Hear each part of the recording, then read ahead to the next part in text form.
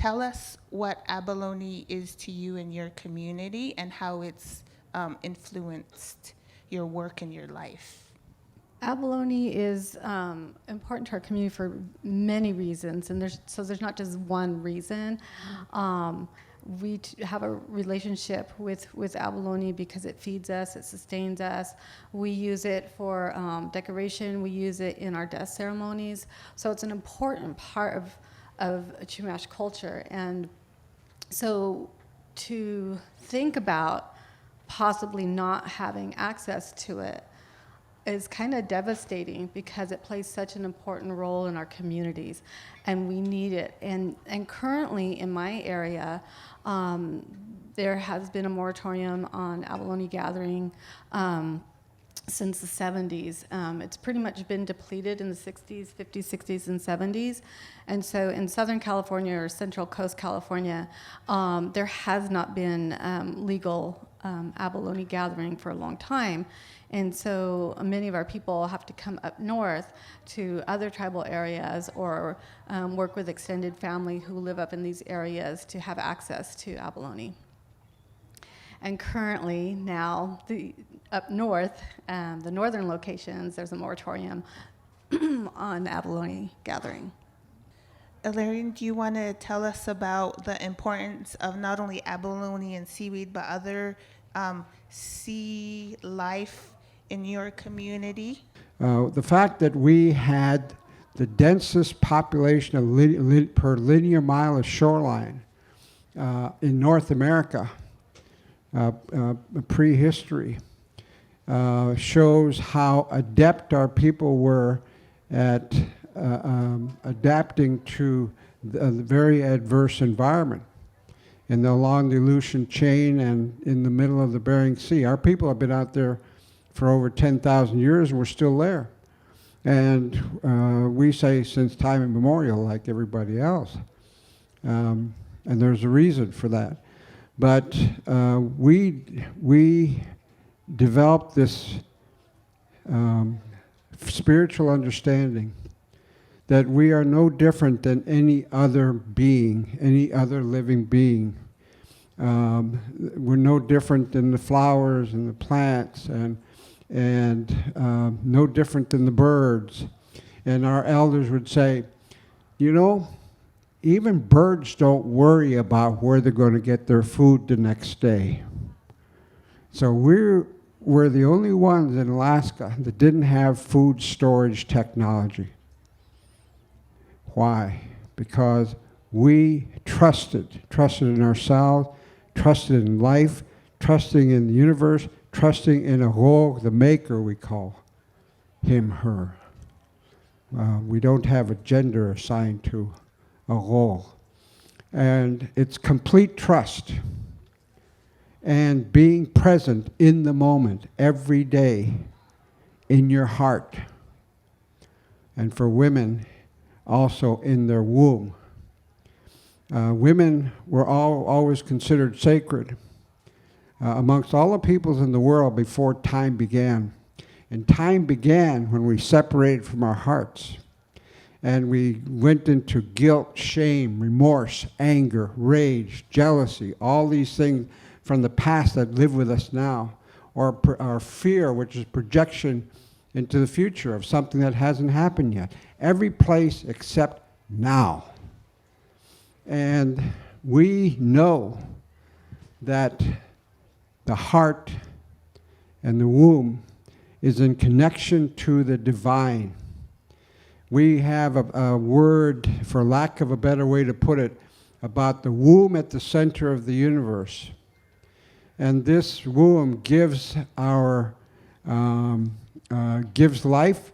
Nothing is created without the womb at the center of the universe. Creation and creativity comes from this place. And the identical field of energy is in each person's, each woman's womb. This is why all women were considered sacred before time began. And we invented time when we separated from our hearts and we left the present moment, which is a proverbial infinite present moment. And when we left it, we started the imbalances that occurred between masculine imbalance and feminine imbalance, back and forth, since the beginning of time.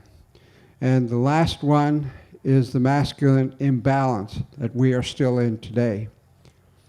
And we're struggling with it. Now, we have what we call the language of one, which is the ability through the internet, not the internet, the internet, to talk with all in creation. Now, there are very few people left on the world that can do that. I was down in Patagonia meeting with the Mapuche people, and I went down there at the invitation of a messenger they sent to Alaska, and I was just coordinating this council of elders, and they wanted 2 elders to come. But the elders decided I should go.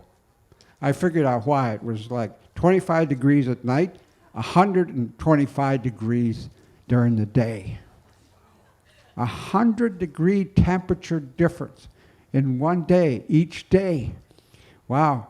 Anyway, these elders, I was explaining to the chief why it was me that was coming. And the chief said, we had 2 interpreters. He said, no, we already know. I said, well, how'd you know? He said, well, the elders told us. How'd the elders know? They talked to the earth and the sky. True. And up in Alaska, we consume more natural wild foods than any other native population in the U.S. We have 300 pounds plus per capita on the average that we consume in wild foods every year. And because of that, we have an intimate relationship with that environment. And we consume everything along the shoreline. That's why we were successful, because we could communicate. We have a technology where we take a poison from a plant, and you tip our spears with it, and we're the only ones that could kill whales with a spear, not a harpoon, but a spear. And the poison goes directly to the whale's heart, doesn't go anywhere else. And it takes 3 days for that poison to take effect. In the meantime, the whale doesn't know it's dying. It doesn't suffer. And by the 3rd day, the hunters get the whale. We have a lot of technologies, spiritual technologies like that, because we had a reciprocal relationship with whales. And I shot a stellar sea lion one time. I was 11 years old, and I knew the instant of its death, not because of that I was so sure of my shot, but because an inexplicable electrical, for lack of a better way to put it, electrical energy came through my body. And that was the spirit of that sea lion who told me it had consciousness, it had intelligence, and it was giving itself to me. Now, many people in the Western world don't understand what that means, because they don't have this intimate connection with all life.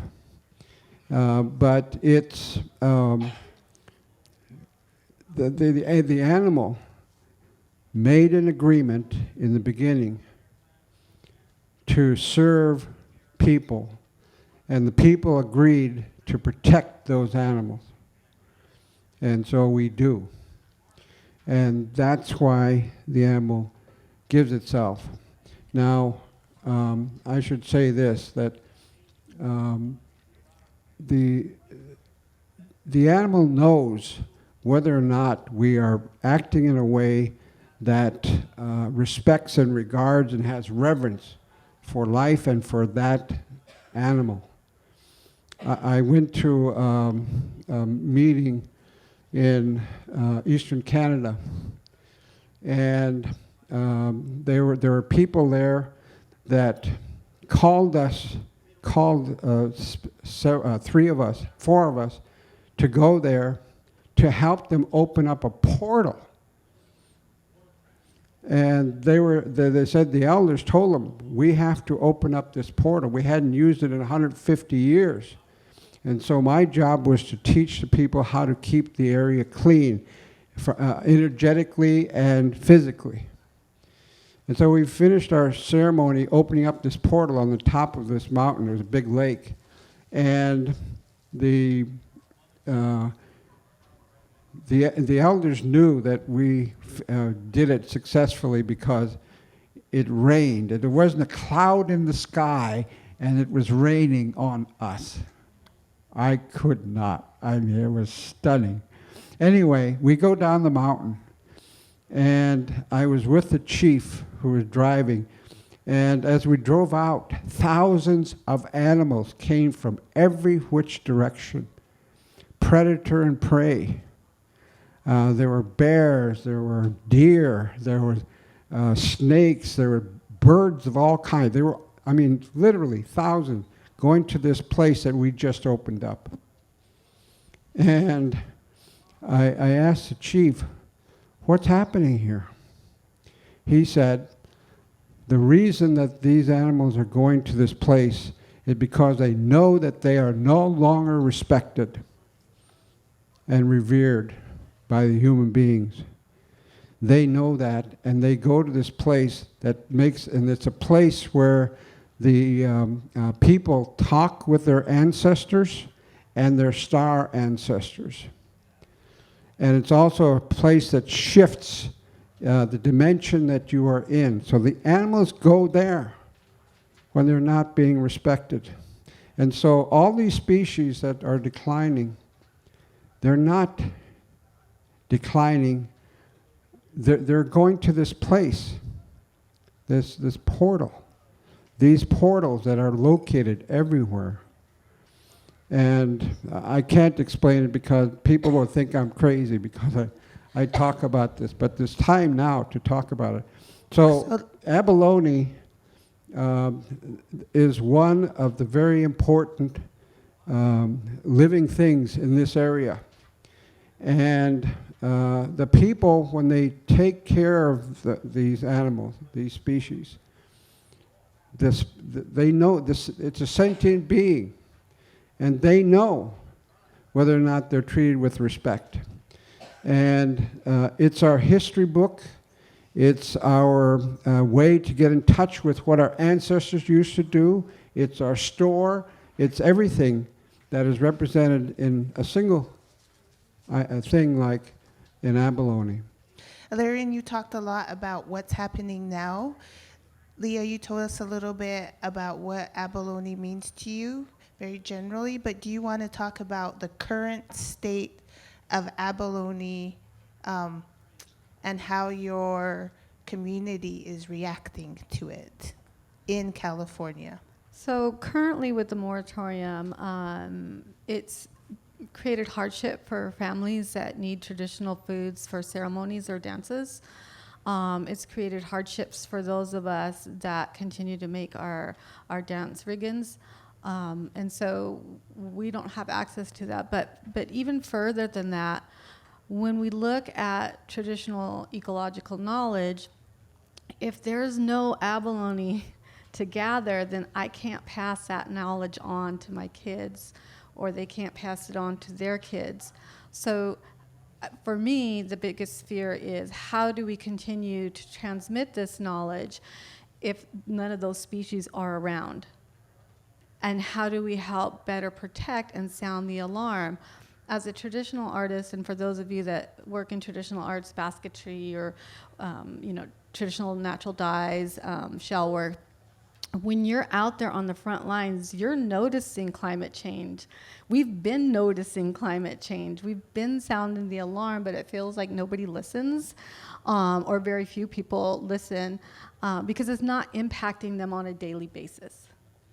But if you're someone that uses those resources on a daily basis, and you're noticing, hey, this doesn't look the same, or we used to gather here when I was a kid and now there's nothing here, you're seeing it in actual time, and your community is reacting in a panic because although we've been sounding the alarm, there's really not much being done. And additionally, when there are management plans or policies put into place, very, very rarely are Indigenous people at that table to help make decisions. And so a lot of times we're left out of those decision-making policies, and so then we're caught up in those moratoriums as well, and then we don't have access to some of our items. And then, there's the whole thing of poachers and how unenforceable a lot of the poaching is. And then there are commercial gatherers that come in and get permits, and they commercially gather, and then they take our resources as well. And so there's just problem upon problem upon problem that makes it difficult for our communities to have access to these resources. And just a follow-up question. Can you explain what the moratorium is, and then what is the so what does the moratorium mean to you, to your community? How does your community interpret that? And what are the proposed management plans? So right now, with this, it's a conversation that's going on in our communities about, okay, what if we don't have access to something? And I'm kind of going to speak from an artist's perspective right now. So if I don't have materials to make what I need to make, then that affects my ability to generate income and care for my family. It also affects our dancers who need these items for our dances, which in turn affects our ceremonies, which in turn affects our ability to even have these foods at our dances or have them at funerals or special celebrations. And so one of the things that I look at is, okay, can I find an alternative material? And if I use an alternative material, is my community going to reject that? Does it make it less traditional? Because maybe I'm using power shell or something that's more available. Does it change the look of our traditional items so that they no longer replicate where we're from or show where we're from? Like if I see something from somebody, I know kind of where they're from by what the resources and the materials they're wearing in their items. And so if we don't have access, or if we have to change materials and we can't use materials from our place, does that then change what our things look like? And does it change the value of them? If I can't make clamshell money with Pismo clams, and I use a clam from Indonesia that I bought off the internet, does that change it? And will my community reject that? And how do I then teach clamshell bead making if I don't have any more Pismo clams? But this goes much deeper than art too. I mean, art is a representation that we can all see, but it does get much deeper. Do you want to explain what it means when you don't have a resource? You touched on it a little bit in what you talked about earlier, but First of all, I want to say that words have power. We're talking about energy. And when you express words, it is energy that your body is putting behind those words. And so we must examine the kinds of words we're using today, like natural resources. Definition of a natural resource is something to be exploited. And when Native people get together, we don't think about taking, we think about giving. And even when we pray giving gratitude and thanks. That's all we do. And today people are praying to like a Santa Claus God, you know. God, please help my friend here or my loved one, and help me. I mean, there's all kinds of things. Stop war, please stop the war. Well, that's a take. And we're asking this divine power that lives in all of us to give us something.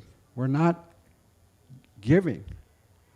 We expect that we would be given this thing, and those powers are never answered. Those prayers are never answered. So we've been praying for end to wars for thousands and thousands of years. We still have wars, and we have bigger wars. Why? Because we're not paying attention. We don't give gratitude. So we have to give gratitude. And fish and game, something to play with, game. And all these kinds of terms that, sustainability, it's been co-opted by industry, okay? What does that mean? And we think about sustainable community, sustainable economics, and those are not a native way. We think and we feel and we act in a way that is in harmony with all creation, therefore it's sustainable if we were to apply that word. But we don't have a word for that. We just do it. And this society is just missing the boat. I want to talk about this whole thing called climate change. I was chair of the Global Indigenous Conference on Climate Change. And we had representatives from 80 nations there. And they concluded, number one, we don't have climate change, we have climate crisis. Number two, governments will not act fast enough. Therefore, we need to depend on ourselves. And this whole thing about science, I mean, I've worked with Western science for 25 years. I'm not a scientist, but I wanted to know what science could tell us. And one thing, many things I found out, one of them is this science, that this Western science, does not have humility. They think that they can name the keystone species, and therefore all of our efforts are put in to protect these keystone species. And so I was invited to present at the White House Conference on the Oceans, and I had 500 marine scientists were there. And I asked them, what is the most abundant marine organism in the world? Some guesses out there? Plankton, algae, krill, protozoa. Okay. Water. That's probably true. But it was sea viruses. And a single teaspoon of seawater is 1 billion sea viruses. I don't know who counted them, but that's what they came up with. And they were all stunned because there's only one scientist in the entire United States that was studying sea viruses.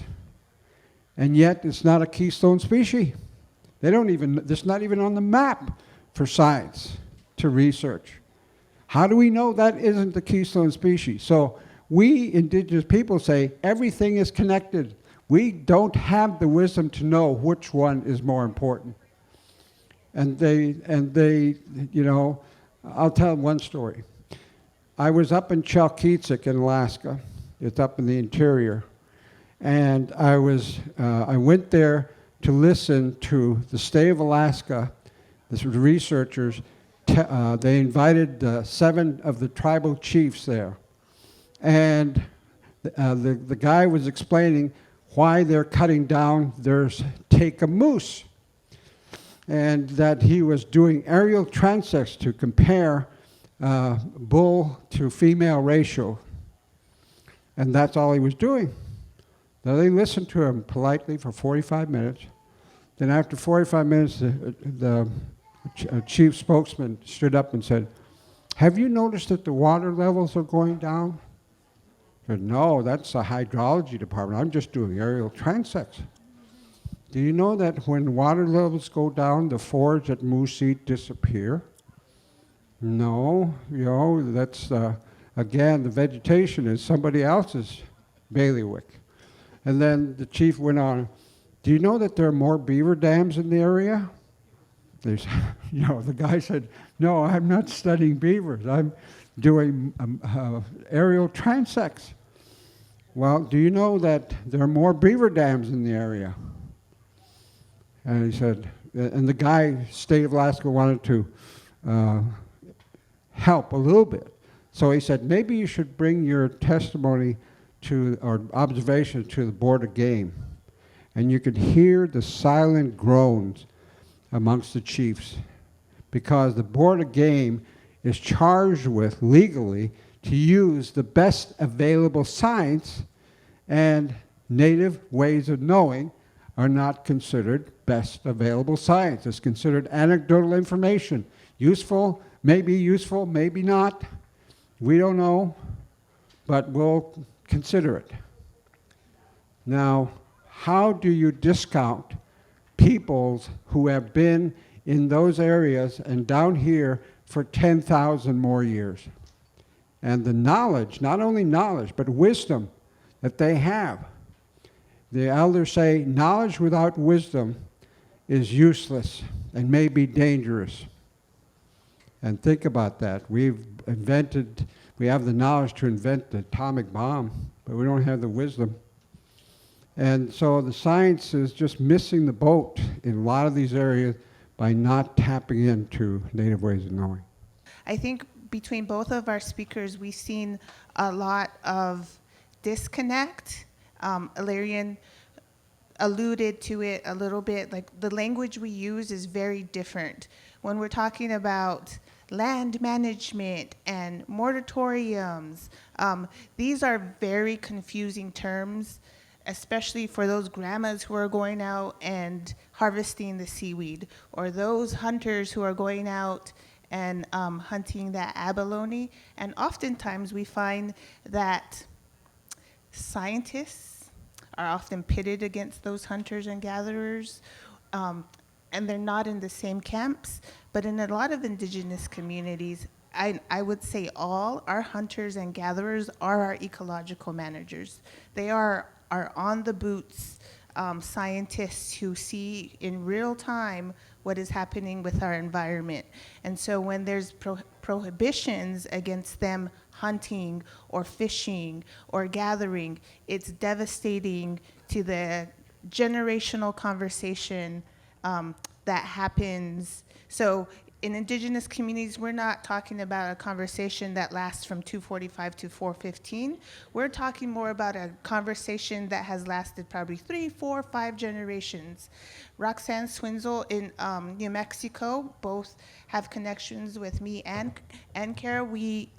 She says it takes 20 years, 20 generations for a human to adjust to a new form of food or a change in that environment. And so we're talking about conversations that are a lot longer than most people think. I think the most important thing is really helping our young people be bilingual in some aspects, right? So that they have to understand traditional knowledge, which he has, because I raised him that way to understand our relationship with abalone. But he also needs a seat at the table. And without that formal education, often our people are left out of those conversations. And so I really try and teach my kids that in order to make those change, you cannot wait for the government. You cannot even wait for your tribal council half the time. You have to arm yourself as a young warrior with knowledge so that you can also advocate for our traditional knowledge systems and merge almost those science so that you're a better advocate for our communities. And it's not pitting one against the other.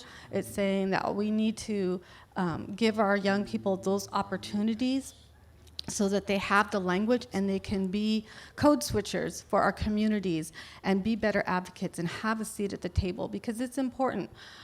The whole thing, and by the way, he did not make his bed, I noticed. So embarrassed. But when you raise your kids and you want them to take interest and passion into the things that are important to your communities.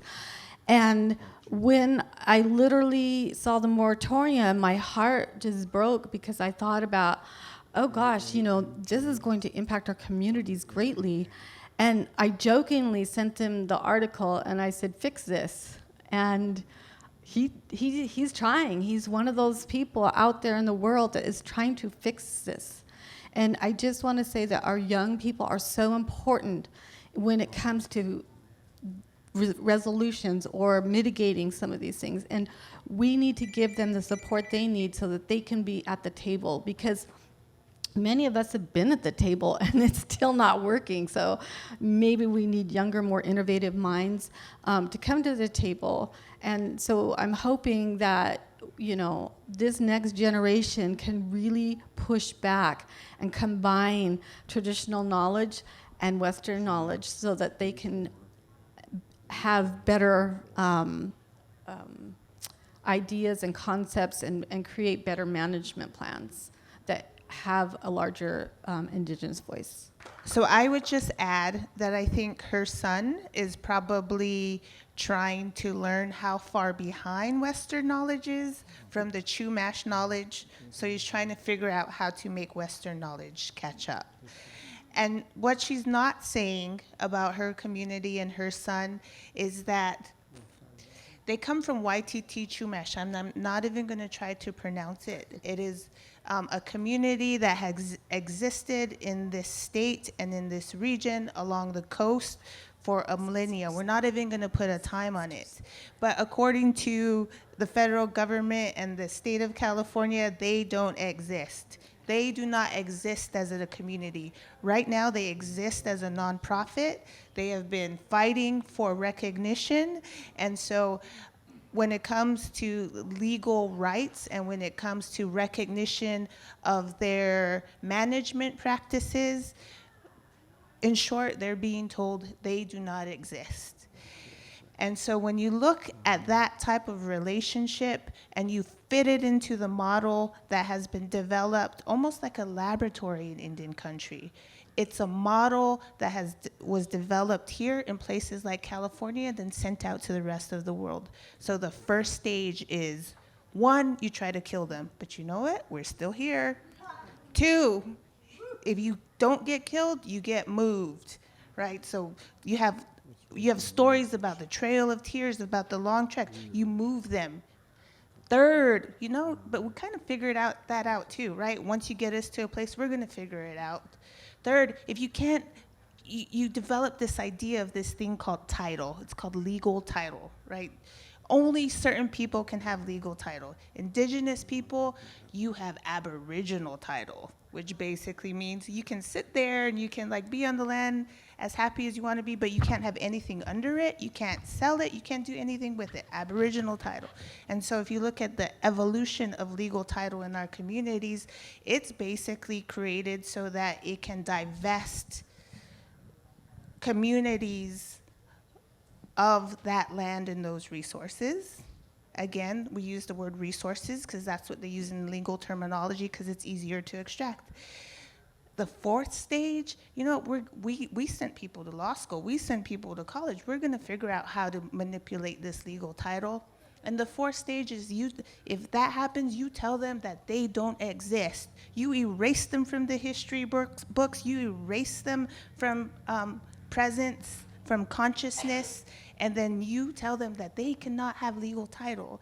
And so I think we see this transition that happened in Indian country, but now you see it happening in all other parts of the world, especially where you find stuff like plutonium, uranium, coal. And so this model has been perfected here and deployed to the rest of the world. And so we're talking about solutions. And so one of the solutions is we recognize that as a model. When you recognize that as a model, you realize it's a model, right? So you can find places where you can stop that and where you can limit it or where you can not use that model. The world is focused on reacting to all the things that are caused by this imbalance. You know, we've got wars, we've got refugees, we've got violation of women, we've got political corruption and injustices, and you know, and we've got suicides and murders, and there's good people of good heart addressing all those issues, but yet they're all getting worse. Why is that? Well, the elders that I work with, they say that we're asking the wrong question, and any wrong question will get you in the wrong direction. That people of good heart around the world are looking at situations that they're reacting to, and that they miss what the core reason is for what is happening around the world. And unless you know this, you'll be reacting. You'll be addressing the symptoms. And we know that addressing the symptoms is not enough. We've got to address the core reason.